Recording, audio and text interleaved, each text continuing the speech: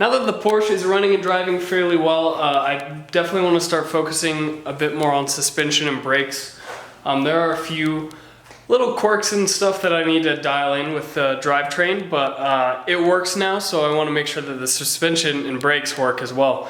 So I want to look at the suspension. I know that mostly everything probably needs replaced, but looking at parts for suspension, it's not cheap. It's an old Porsche, so stuff, even aftermarket stuff, is quite expensive.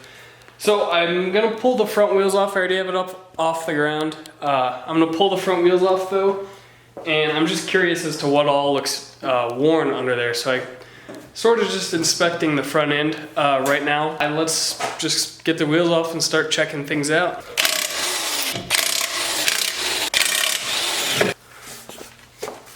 Looking at it, while everything's sort of worn, nothing's like super blown out, which sort of was expected. It looks like this strut on this side has obviously been leaking because it's got this buildup of dirt and stuff all over it. On both sides, the other side strut is actually totally fine, but you got to replace them in pairs anyways. Both sides, the sway bar link, because this was a 2-liter originally, so it has sway bars. The bushings in the link are totally worn, so those need replaced. The tie rod ends look fairly okay, and they seem to be fine. Now the ball joint on the other hand, the lower ball joint is not blown out on either side, but it looks like it's just about getting there, so that definitely needs to be replaced. The control arm bushings, which are right there, they aren't horrible. There's another one up front too. They're not horrible, but they definitely could use replaced. They're getting cracked and stuff. That's sort of the theme of this front end. It seems like not destroyed, but worn. Now the pads have plenty of life left in them, but the caliper is all old and rusted, so I'll probably end up upgrading to those 320i brakes. Now brake upgrades on these cars are like super expensive, and I don't want to do a 5-lug conversion because these wheels are 4-lug, and also because that's also expensive. Now I have these ducts in this front bumper thing, and these are solid rotors. They're non-vented. That's the biggest problem with them, is that they'll get hot too quickly.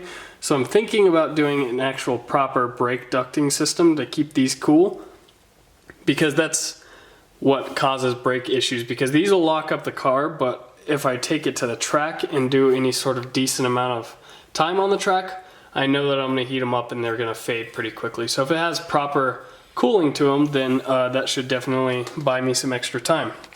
Okay, so today is the next day. I spent hours and hours and hours yesterday after I pulled this apart and saw that pretty much everything needs replaced if I want to do it right.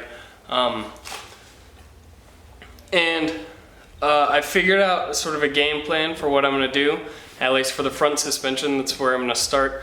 I'll do the rear suspension later, and it's going to be really expensive, but I have some ways that I'm going to make it a whole lot cheaper. So I'm going to throw the wheels on, and we're going to take it for a drive, and I'll explain it to you all on the drive, because that should be more fun than me sitting in front of the car. So let me throw the wheels back on.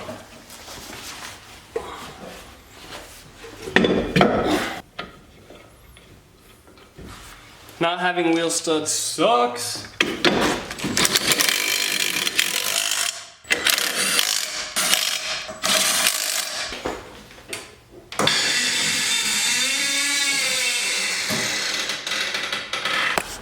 So I had good luck with the audio last time I used this camera, so I'm just going to use this again instead of the GoPro. Set you down in there. See if my neighbors are going to hate me.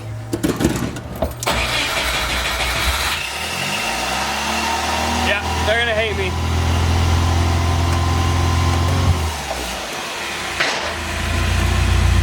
That cold start is brutal.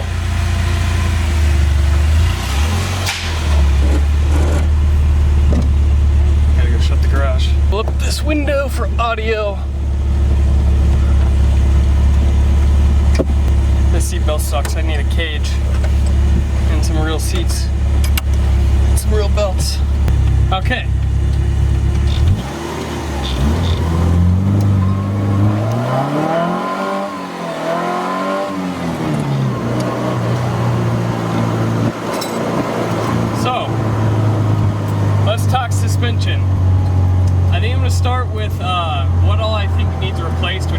much everything. But let's go through the list. Control arm bushing, ball joints, strut inserts, tie rod end links, or no, sway bar end links, and tie rods.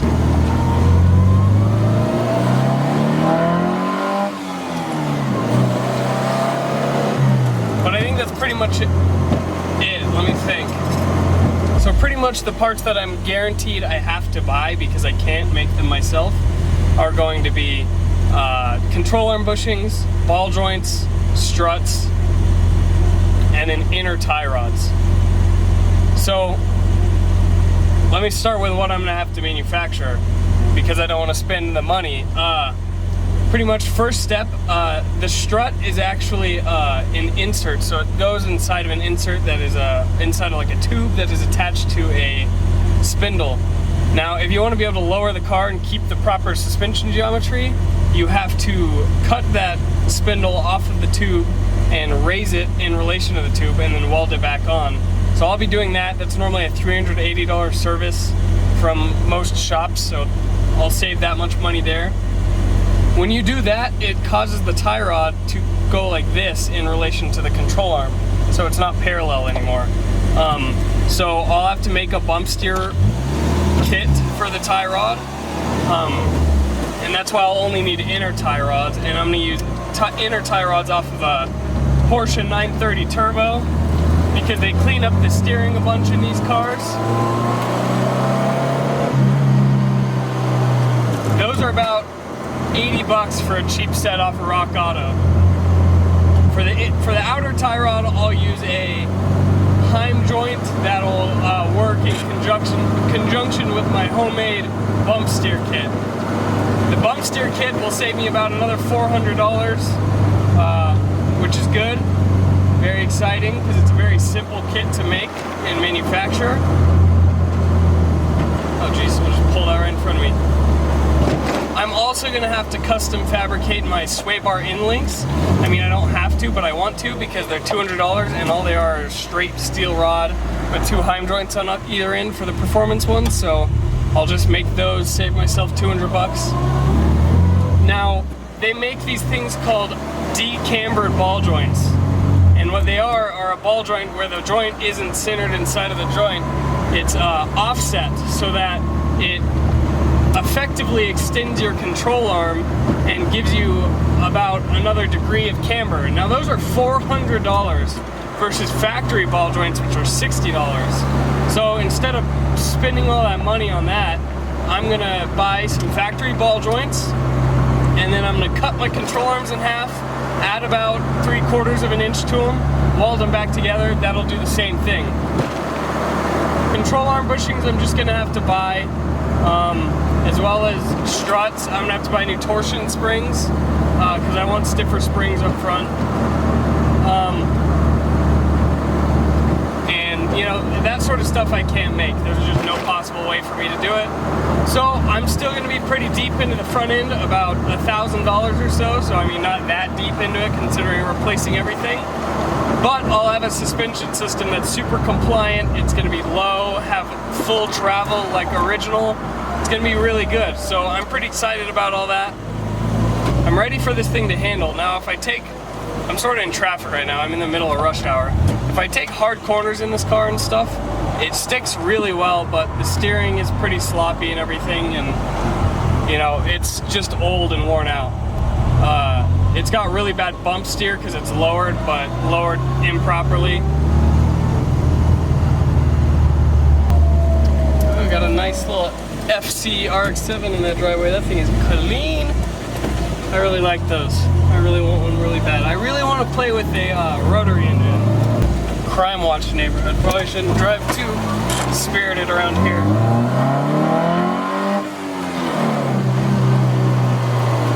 Man, that feels so good. My windshield is so dirty and the only clean spots are paw prints from my cat.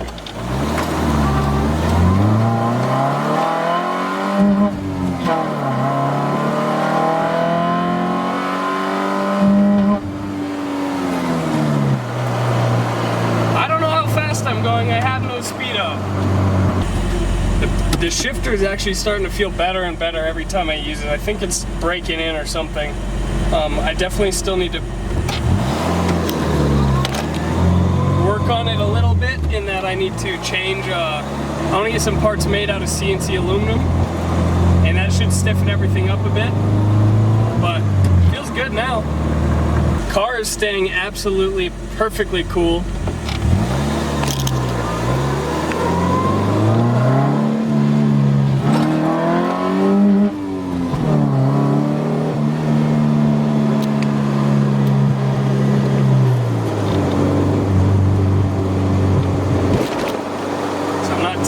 You know, over here overheating his 2JZ over and over and over again.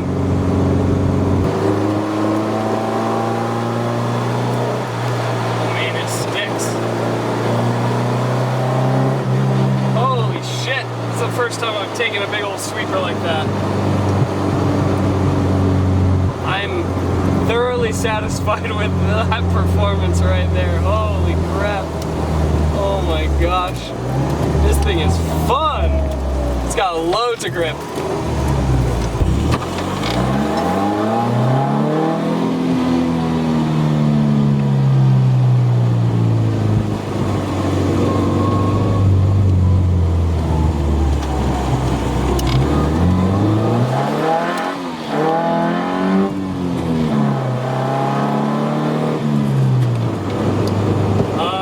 This car is really fun. Holy shit! It drives so good. For a car with completely worn out suspension, it drives really good. At least.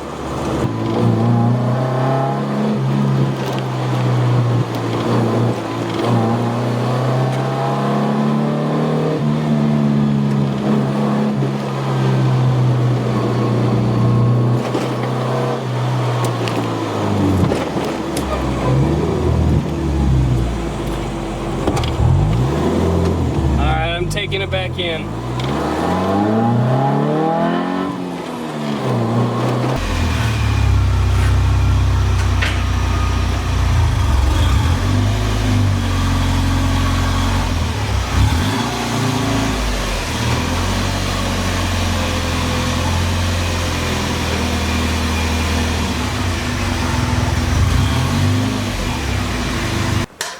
I'm in love with the way that this car sounds. End the video off here. Sorry it was a little bit short, but I figured I'd get something up.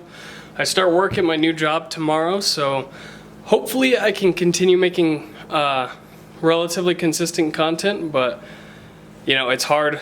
It might be hard for the first few weeks getting acclimated and everything. But if any of you guys know someone who knows someone or whatever, and I can get a hookup on suspension parts, let me know, because I would love to get a deal, and I'd love to rep someone's name if possible, if that means I could get a deal or whatever. But yeah, I'm ready for this thing to handle well, besides just having tons of grip from sticky tires. So yeah, that's gonna be it for me today, guys, though. Make sure to like the video, comment on the video, subscribe so you can see the rest of my videos. Thank you so much. Peace out, guys.